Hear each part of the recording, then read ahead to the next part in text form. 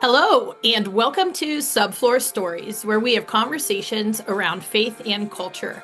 I'm your host, Angie Ring.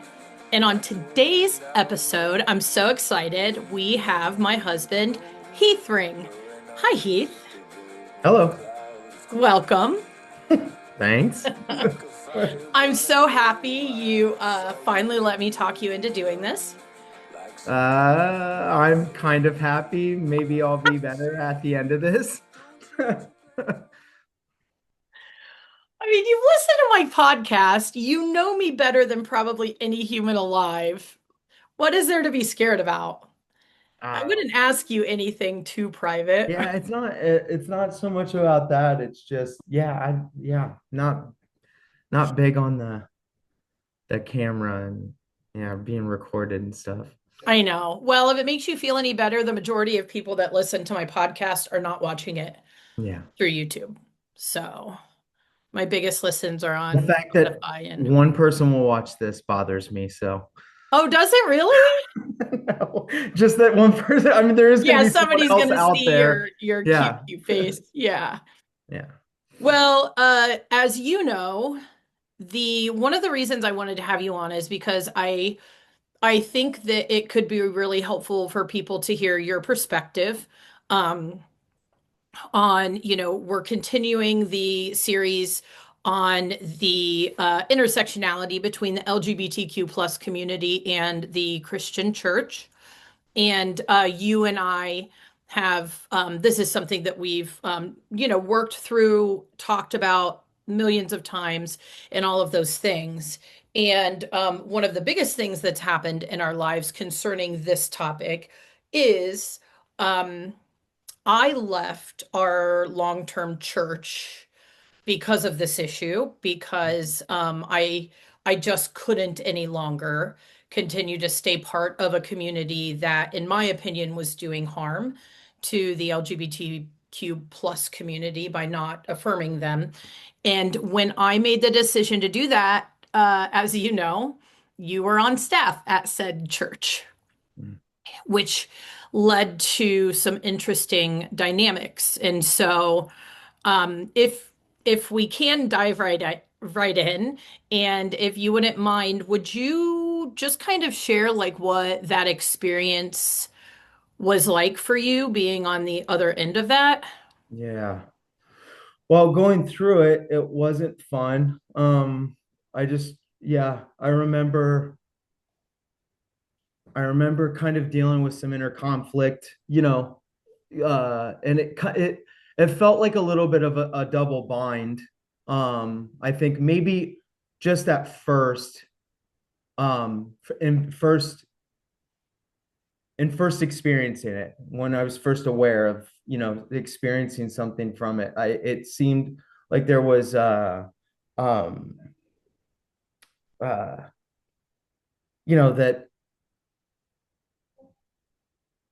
well my job at that time was working with kids and working in the youth development program. And not to say that you don't like, I mean, there are students that are, part of the LGBTQ community, possibly students that were part of that program that year, um, that would consider themselves, um, you know, uh, LGBTQ.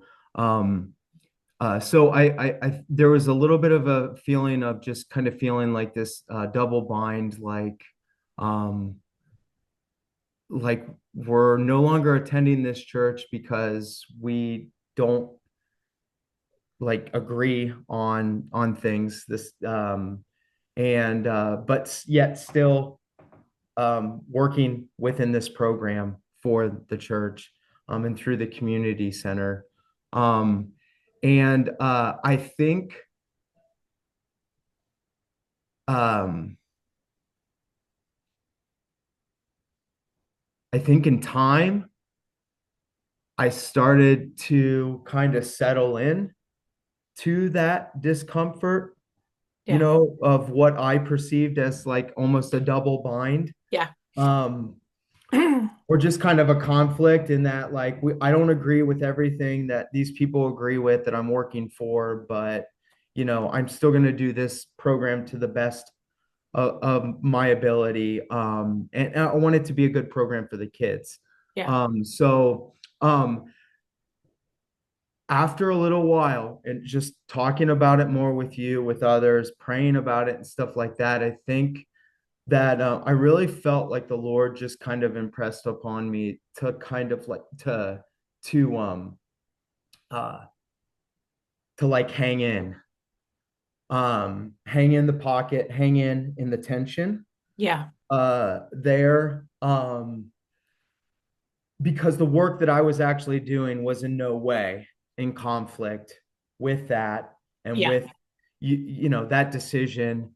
I actually didn't need to step down because of it. I wasn't doing anything against the rules of the program or anything like that. Right. So I for a period of time just kind of settled in. I had conversations with a lot of people at Vineyard Columbus. Not a lot, but there was a handful of conversations, I guess, that I had with some different people on what we were going through and stuff like that. I received some prayer from some of those people, which was really good and helpful, and they were really supportive of me. Um, uh, so that was really good. But yeah, it was just kind of a tough experience, and I think it was a time for me to just really kind of like press in with God on like, you know, what do I really believe? Do I really believe this? And even when, like even if I'm upsetting people by this belief that I have, you know, like am I okay with that? Can I still hang in? You know? So and I don't know. I think this may be more of a problem for someone that's kind of wired like me. I'm a 6 on the Enneagram, so support is like the core need for me. Um, and it was hard. Um, like the hard part of it was like my perception of like I no longer agree with them. They're no longer going to support me, you know, Mm, in what I'm doing. yeah. And so there could be further problems because of this. And I could cause further problems maybe because of it, Yeah. um, because of that and things being handled maybe that way. So yeah, I think there was just a long period of time where I think really it was just kind of settling into that discomfort. I would have conversations with people about it and stuff and continue praying about it, talking with you about it. And I eventually got to a point where I was like, I know that I'm affirming. Like, there's no doubt in my mind. Theologically, I don't have a conflict in my mind. I actually feel like there's a pretty there's a pretty good framework for it, Yeah. from Agreed. the opening page of the Bible all the way through. Um, you know, uh, so Yeah. um, yeah, uh, it's it. I think it's changing my Bible reading, although I couldn't tell you really how it's changing it right now. I think it causes me to pause a lot of times, um, because well, yeah, it caused me to pause and then ask questions like, where's this coming from? So like Yeah. it's actually been an invitation for me to just grow in discernment, I think, more and more.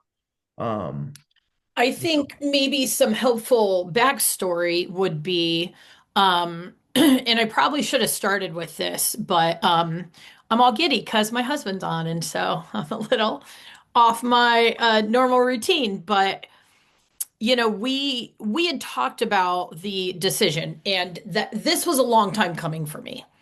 Like I've said on this podcast before, I considered myself affirming, even though I was technically in a non-affirming faith movement for probably at least the last 15 years that I was part of that church system, including when we pastored our own church in that church system. yeah. And a lot of that was while you were working kind of through your theology and where you landed on the LGBTQ plus issue.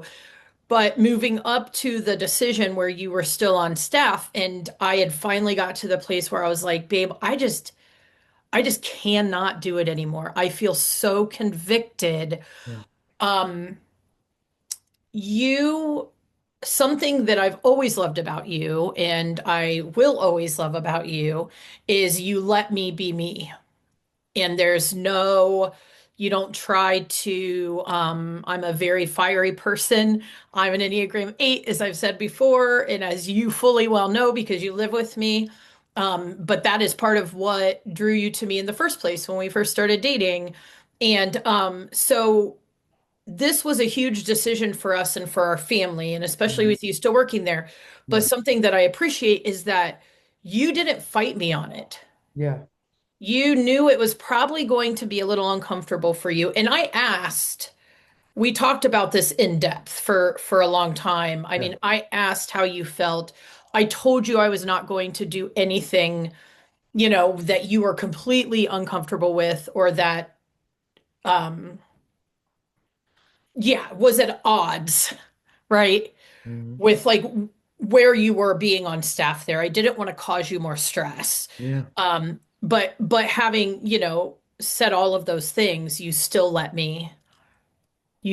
me if you can't do it, you can't do it. I support you. Yeah. Can you tell me a little bit about that? Just because I don't think that that would have went the same for a lot of couples, whether it was the woman leaving or the It man wouldn't leaving have went the her. same for us 5 years ago. It's like, Okay, compared yes, to when it did happen, or you know what I mean? I yeah, don't think. I mean, I don't think that I would have handled that way. I think that's just a result of kind of growing up in Christ and just knowing that like um yeah, sometimes there's a time and there's a season where decisions are made and then action happens. But then sometimes it is a waiting season or it's a pondering season. It's a season to really just kind of ponder on all these things, you know, yeah, um, and maybe not have any kind of resolution or anything. I don't even really know if I have like, I mean, a complete resolution in all areas of this or whatever, but that's not what we're looking for as Christians. Like this is faith. Like yeah, these are steps of faith.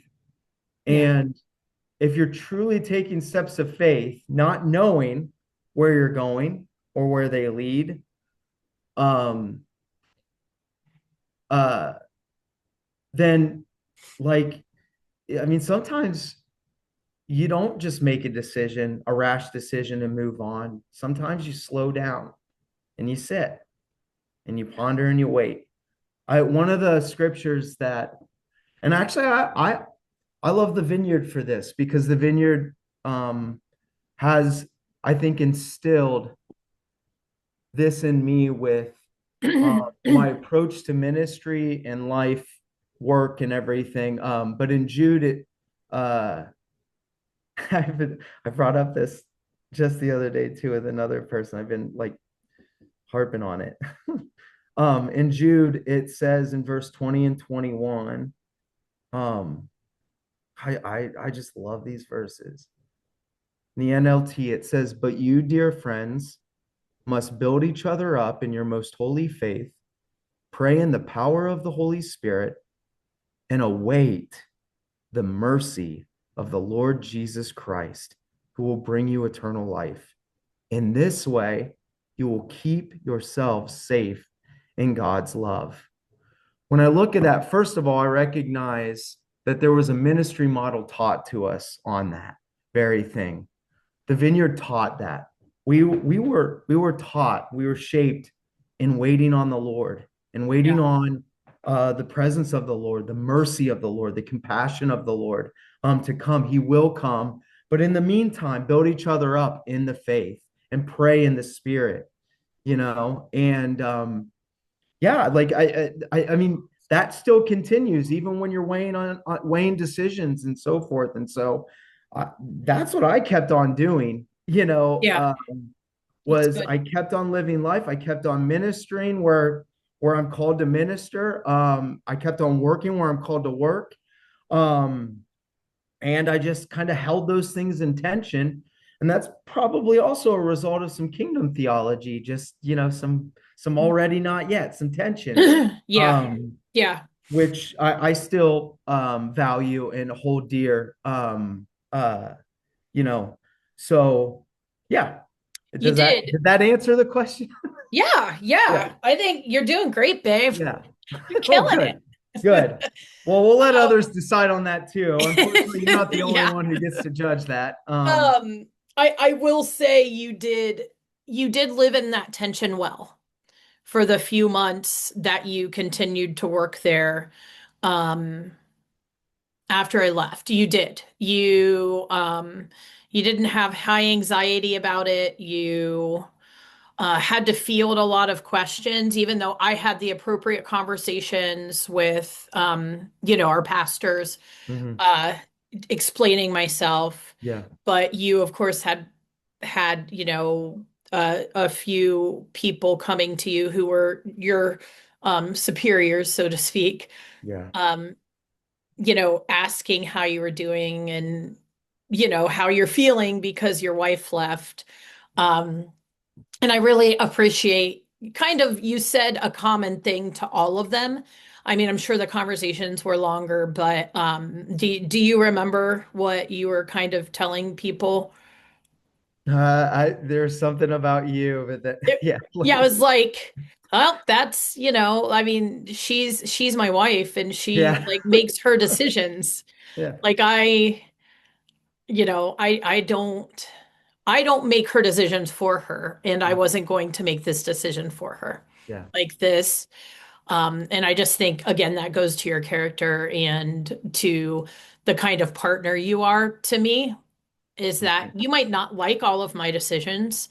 And it's not like I do like stuff without talking to you about it. Like I just make, these wild choices for our family without you. We always discuss it. So you might not like all of my decisions, but you still appreciate me as an autonomous human being. And from a woman to a man, thank you for that because not all wives get that. Mm. Well, you're welcome. I What love was it. that like for? Oh, I love you too. You're just in the kitchen. We thought about trying to sit in our office together and do it, but we didn't think we could get on the screen well enough, to where we didn't look awkward. So he's in the kitchen and I'm in the office. But anyway, do you have anything to share about what that was like for you when you were kind of fielding questions on behalf of your wife when you were still in not only on staff, but just kind of in the thick of community there? Yeah, I actually, I mean, um, there was things, there were things that happened actually at work. And I think that probably were, part of it was part of just the discerning process and stuff like that. Like I remember having some dialogue with one of the parents of the program. This mom was fearful for her kids being in the program if there were any kids that were LGBTQ, because she felt that those kids would confuse her kids. And um, uh, I mean, that was a hard conversation Yeah. to have with a parent. And so there's an opinion that I have and a response that I could give to her, but then there's a response that I should give as the community center K-12 Yeah. program manager. Um, and I mean I actually started by telling her what the church's stance is on LGBTQ, Yeah. and how they are not affirming, but they are welcoming. Hmm. Um, and I really just kind of focused on like what we want to do here in the program is we want to be welcoming to all of our kids that are part of the program. We want them all to fully participate. Yeah. Um, uh, and yeah, it was a really meaningful experience for me because like, it caused that discomfort and some of that anxiety to just kind of stir up again. And so, like I started stewing maybe about it at first, but then, kind of pondering on it. And I think the Lord and I were just having some good dialogue around it. And I think one of the things was like how, I mean, the most important thing that we want to do as Christians is share the love of Jesus with others. Mm. And if we can't do that through this program, like there's no reason to have the program. Yeah. This is my thoughts. This is not what I said, to the mom or Right. anything. This is, just what I'm kind of like thinking through. Um, and Yeah, I mean it was, yeah, that like I had to think through it with that, but there was also like you have to consider it because we are hiring staff for our programming and stuff like that. And so when you're hiring staff, that's when it comes into play. And my Yeah. God, that's hairy hiring. And yeah, I don't anyways, there's a lot of things to work through and stuff like that. Uh so yeah,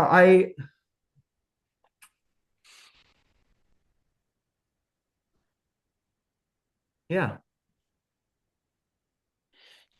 From your perspective, were you finished with that thought? Yeah, I was. Sorry. Yeah. I Oh, don't you're really. okay. From your perspective, did it cause problems in our marriage when I left and you were still there? No, I don't think so.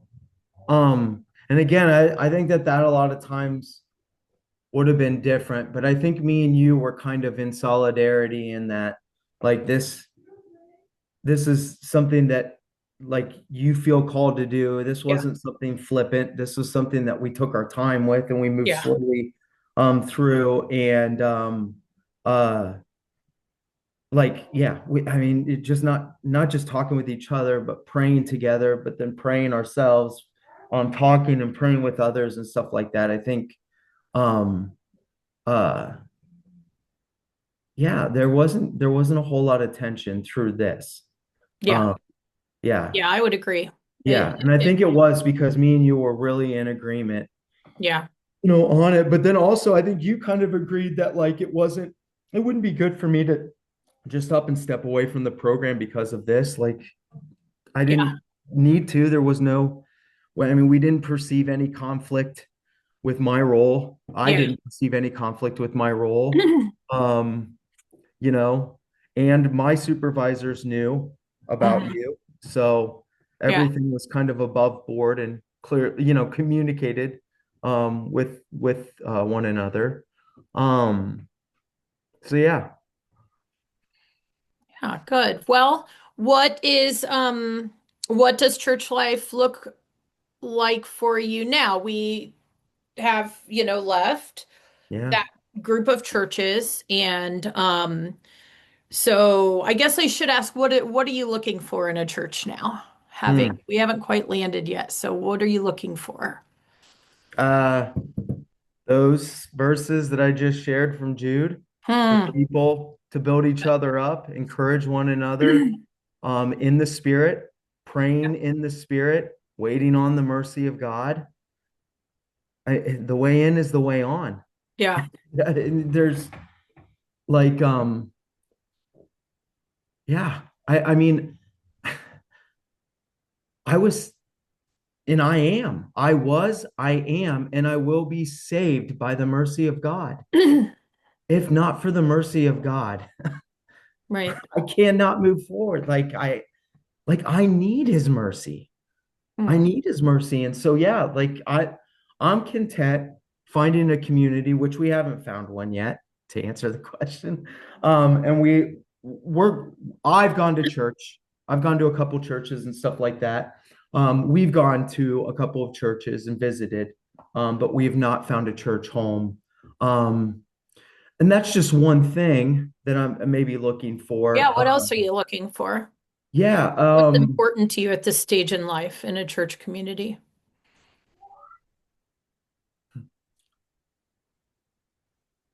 Well, uh, you know, just where we can love each other deeply. And I know that sounds cliche, but when I say that, what I mean is we can love each other deeply in all of the messiness Mm.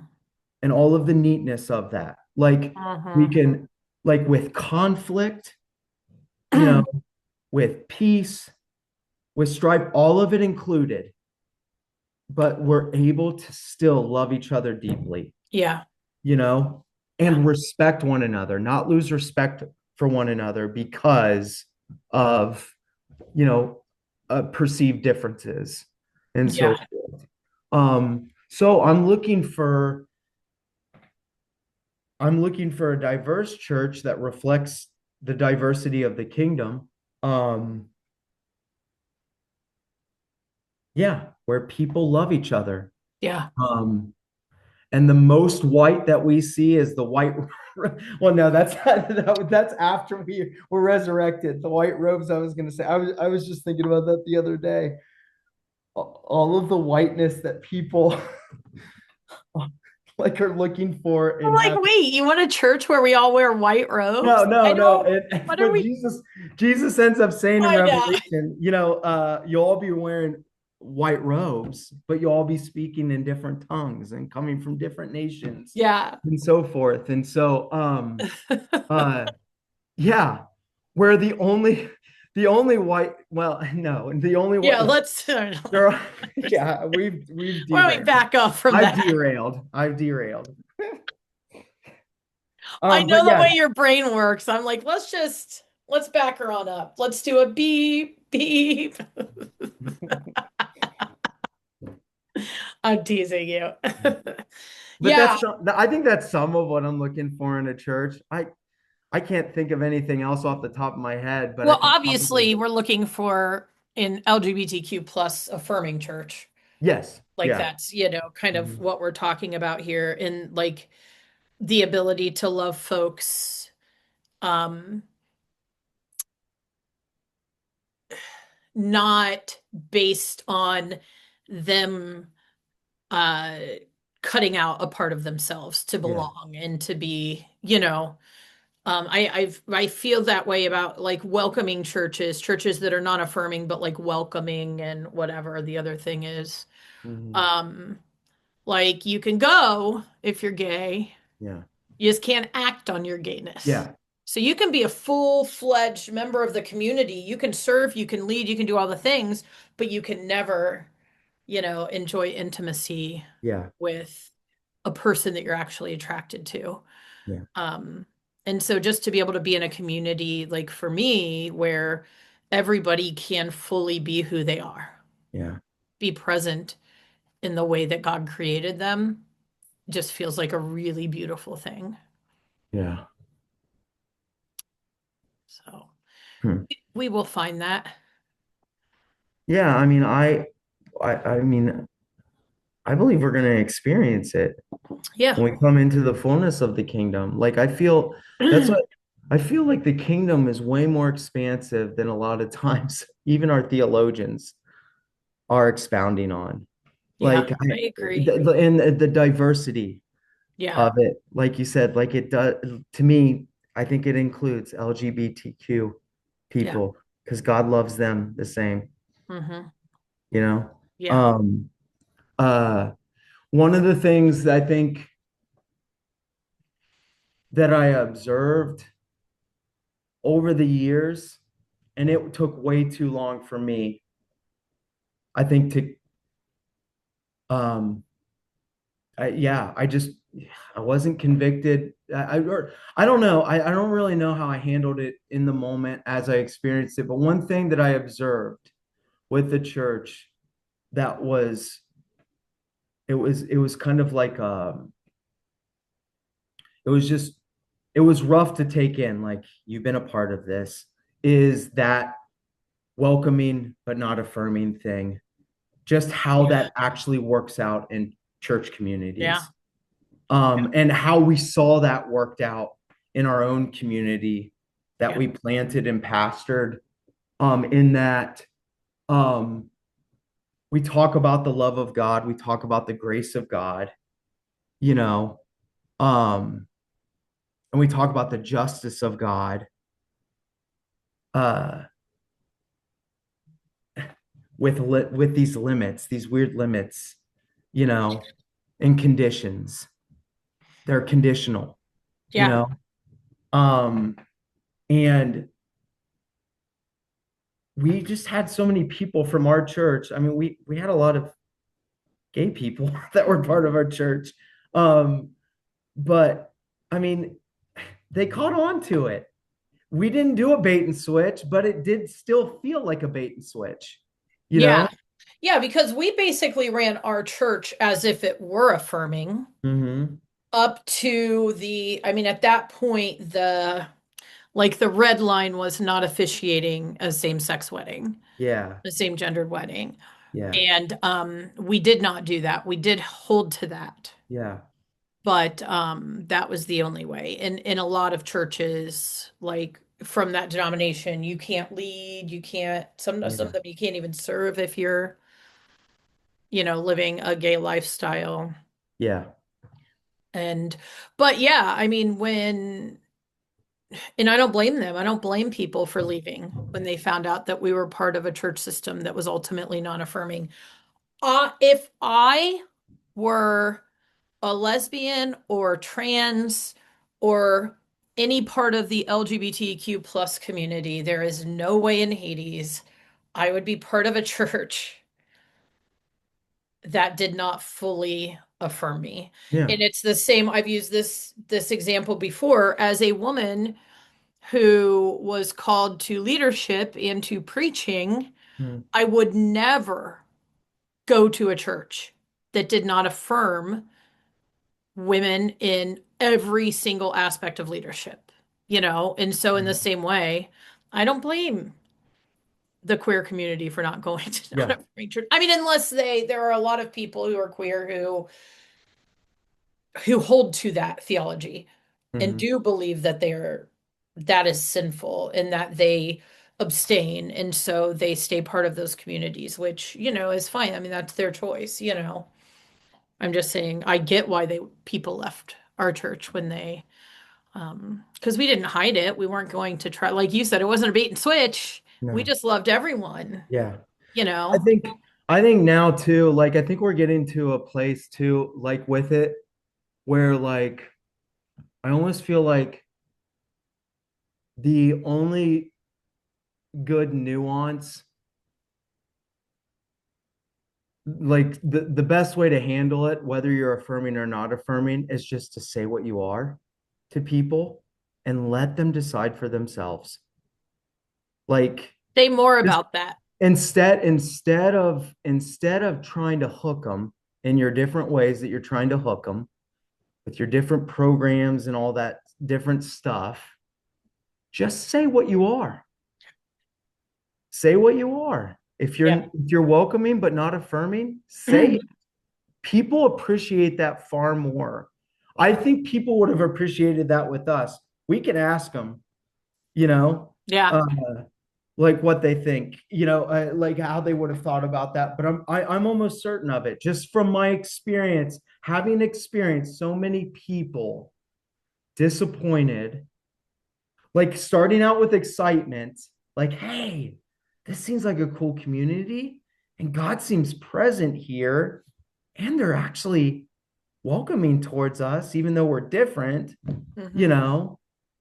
Um, yeah, sorry, I lost my thought right there. Remind me what was. You're talking about if churches should just be open instead of Oh yeah. trying to Well, like and bring, just be transparent about it. yeah, Like state it and don't try to.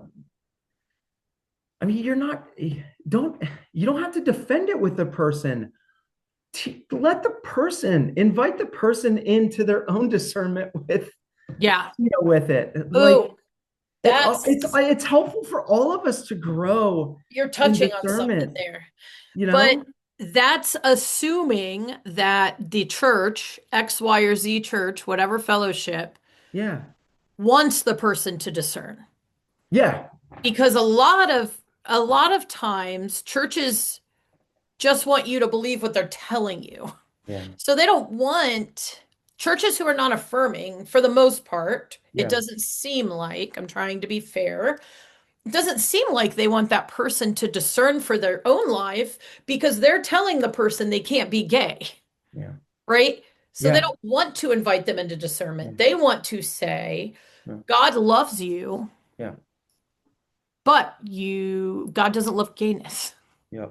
So you can't be gay. Yeah. So you could stay here and be part of our community. You just never get to experience intimacy again. That's a small price to pay, right, for the kingdom.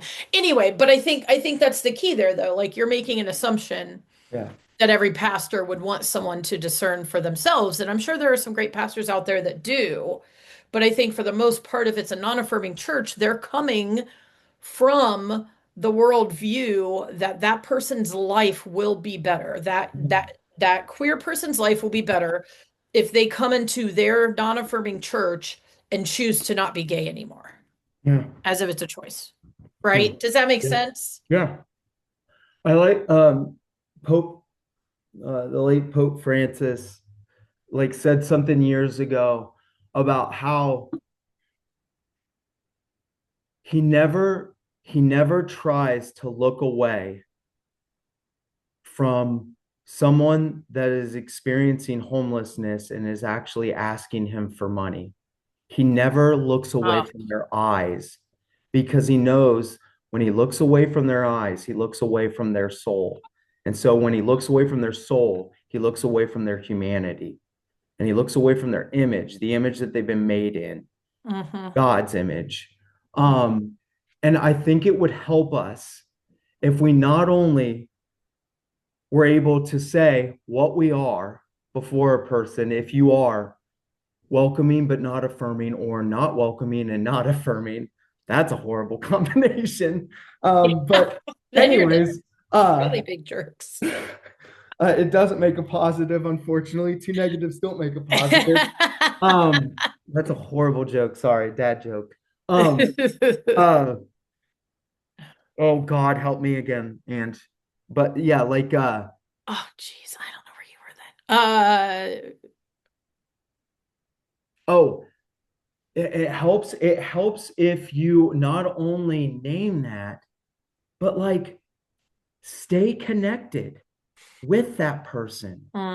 Yeah. That was the thing. And like uh, man, there there are so many God encounters in that right there. Mm. And just making eye contact with them, especially right now, as we're watching what we're Oh, watching dear God. in our country, like we're just, I mean, people are doing things without the thought of humanity. Mhm. Like, Yeah. Yeah, and they're yeah, so, dehumanizing. yes, yeah, like we're Dehumanizing. moving, Yeah. we're moving in the opposite direction in large part, and we Yeah. as Christians know that that's the direction the world is heading in, Uh-huh. you know, and Christ calls us to a different direction. He's calling more of us than you think to that different direction, Yep. different people from you into that same direction. But yeah, like look at that person. Since I heard those words, I like that's an important thing. Like, Yeah, it is. like and I can disconnect really easily, because being an Enneagram 6, I'm a head I can get heady and Mhm. just stuck in my head and stuff like that. And so I can really quickly just disengage, get in my head, stay in my head.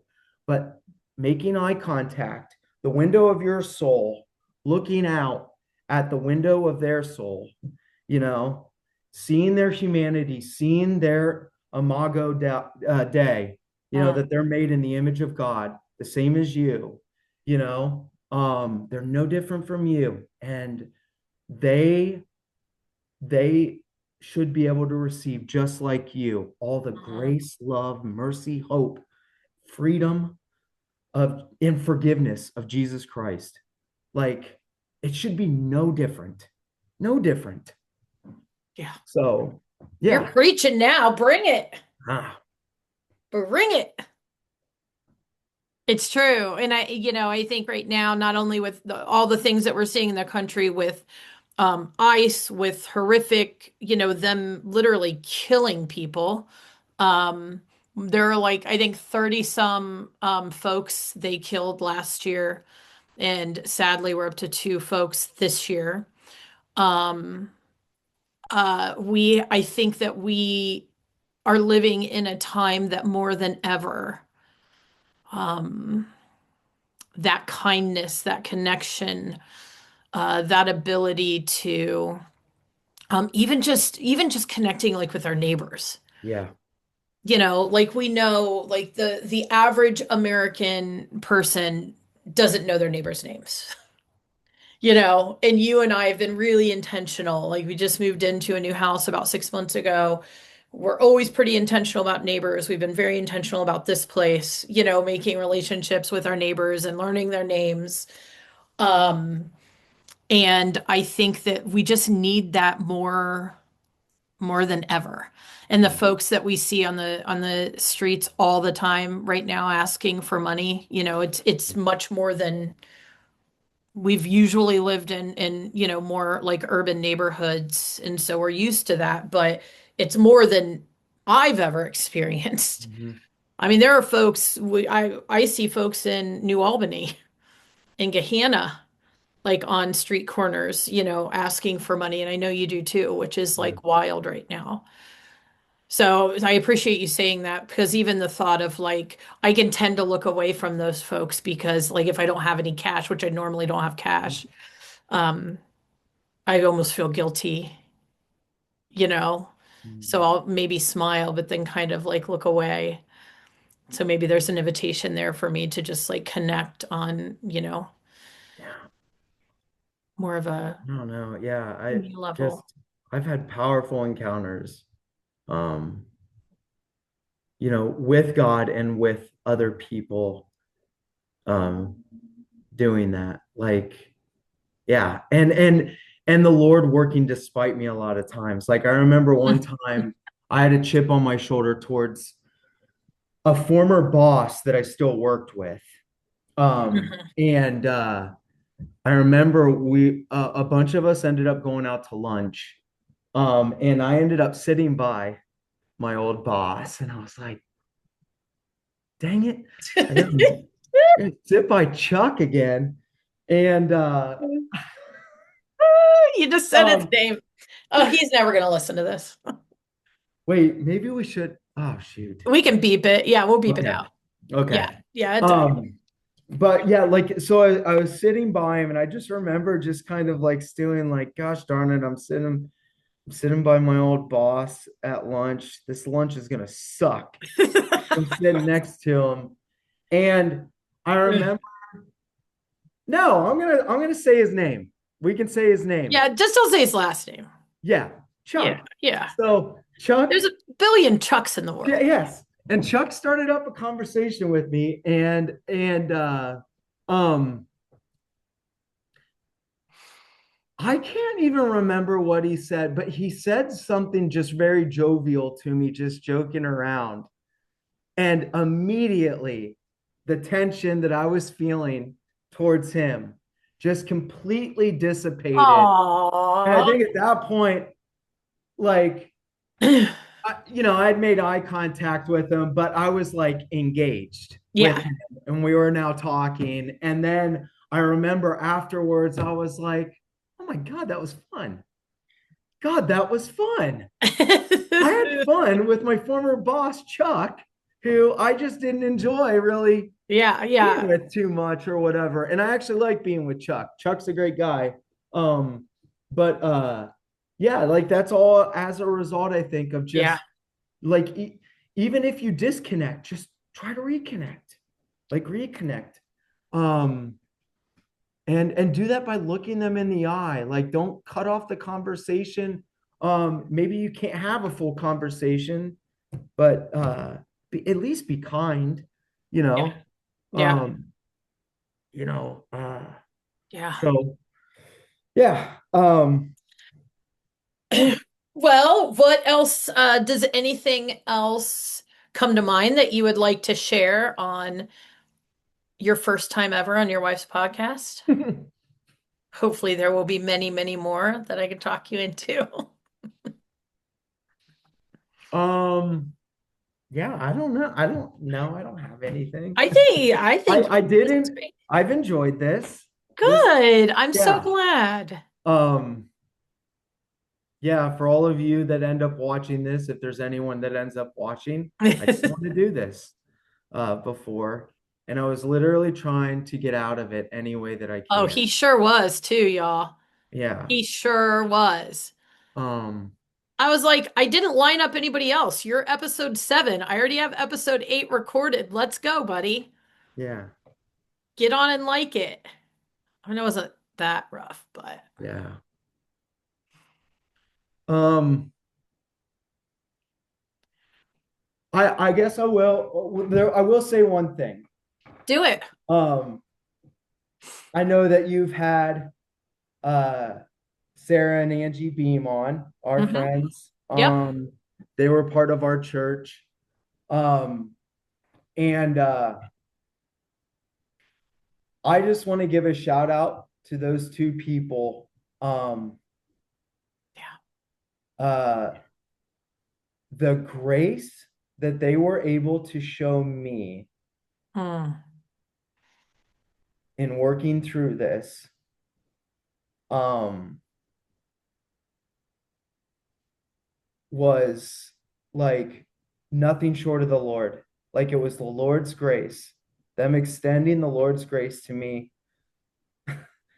as I was kind of working through this. There was a time when we were pastoring that I really struggled with it. And it was one of these things where I was like, the way that I was trying to deal with it was talking with two people that consider themselves LGBTQ. Yeah, they were married. Married women. Yeah, Yeah. yes, and just talk about it. And I, to the best of my knowledge, they can correct me if I'm wrong. I don't think we had any like really like horrible conversations and stuff, Mm-mm. but I do They were very remember just a gracious. whole lot of grace extended to me because I was just kind of like all over the place, and I was just really having a tough time dealing with being part of a church that is not affirming, but then realizing that like I was starting to realize the conflict within myself Yeah. Yeah. with being affirming, but I wasn't yet there yet, and I wasn't at the point where I was ready to name it, Mhm. you know Yeah. I guess. So I just want to thank Sarah and Angie Beam for the grace that they showed. They were Jesus to me in Mm. that moment. I had an encounter with Jesus through them, through that, That. as well as many other times with them. Um, and so I'm so thankful for that. I'm just so thankful that they were able to show me grace even when they didn't receive it.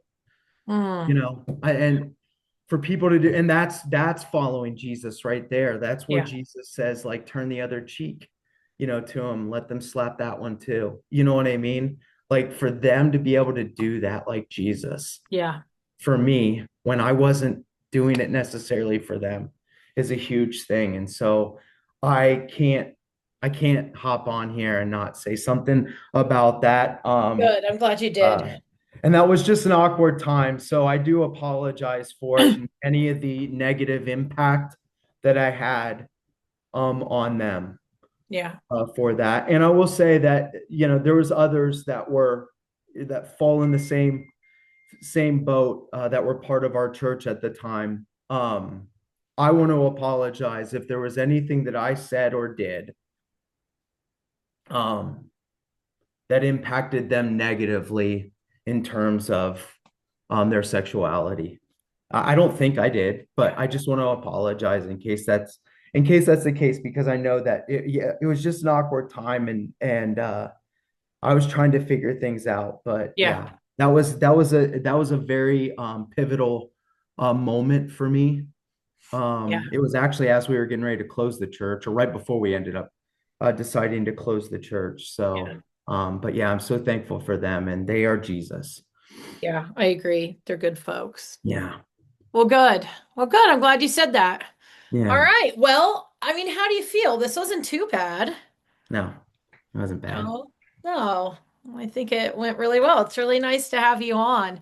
Yeah, I'm it's glad. certain topics. Not all of them I'll probably want to be on for, but Yeah. some of them I will. Oh, yeah. I would never. Yeah.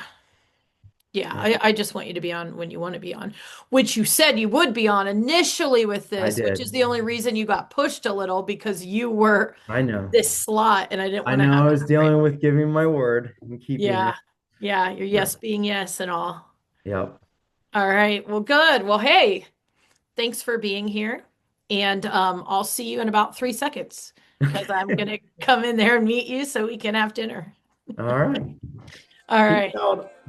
Bye bye. Thanks for listening. This podcast is produced by myself, Angie Ring, along with editing assistance from my son, Jairus. The music that you hear is by the artist Andy Squires. It's the song entitled Death Defying Joy. Andy's music is available anywhere where you can stream music, and you should really check him out. He's a phenomenal artist. I'm so grateful you tuned in. I'll see you next time.